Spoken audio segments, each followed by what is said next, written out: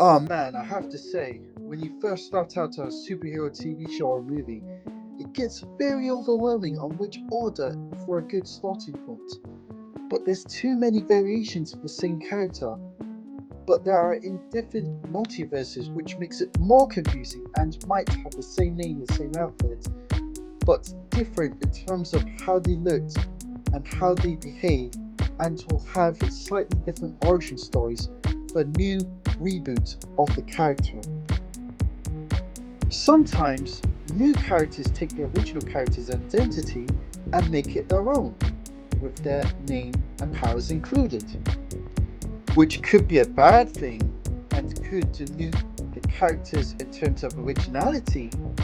That could become more boring and repetitive because people see the similar story with the same character development for new generation. Every time there's a superhero show or movie with different studios or directors, they always create their own versions of the characters that are some good or some bad in terms of storytelling and character development.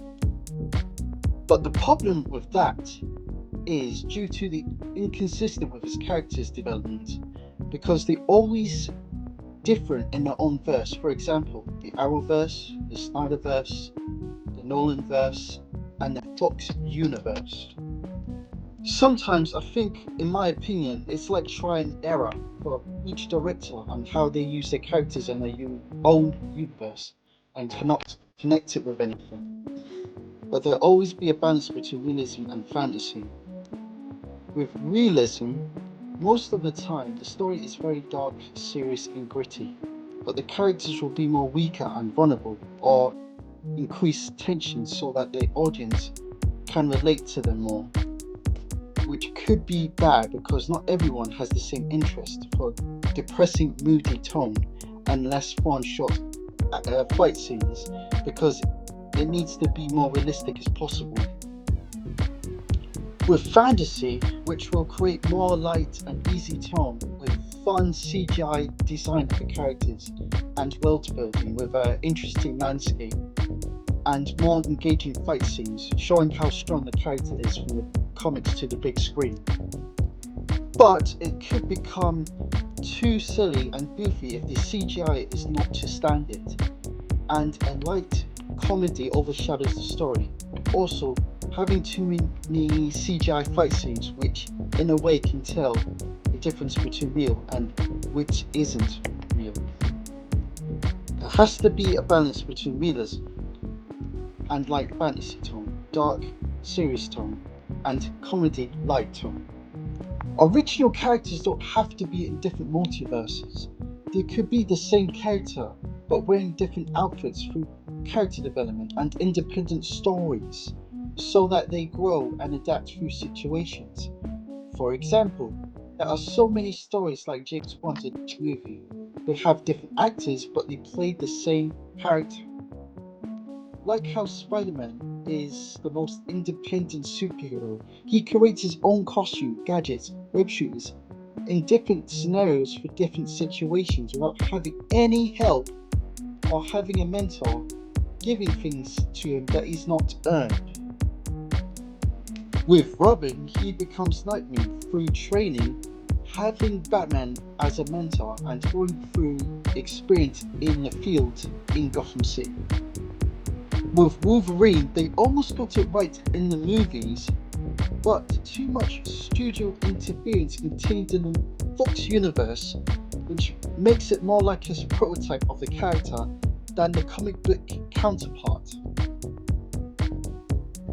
But in my opinion, I don't mind having a different version of the character as a one off or a maximum of one or two universes, but any more than that is too much.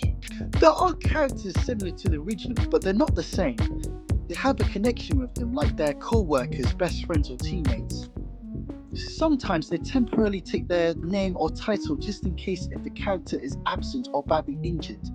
Most of them have their own names so that they feel unique and not the same.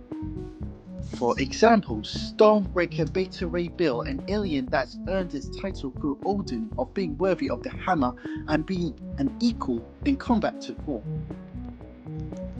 Bucky, one of Captain America's most trusted ally and best friend. They have fought together in wars, and if Steve Rogers was absent, Bucky takes the mantle role temporarily until he comes back.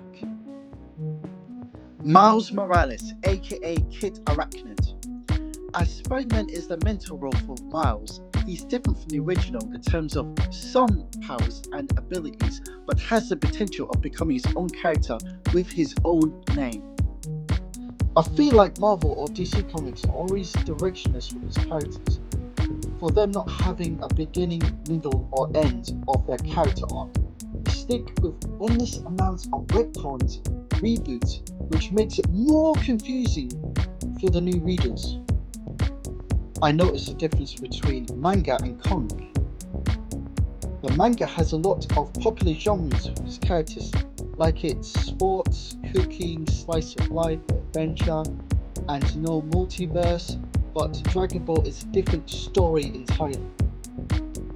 But for the comic books, they have no idea what to do with the characters, and they pass on writer to writer on which they could mess up their personality or character development. My final concern for the comic book is that whenever they create or combine a new character in their world, they never feel unique in terms of powers and personality, and become too similar to the original, which makes it less interesting. Anyway, thanks for listening to my thoughts on the subject. What do you guys think?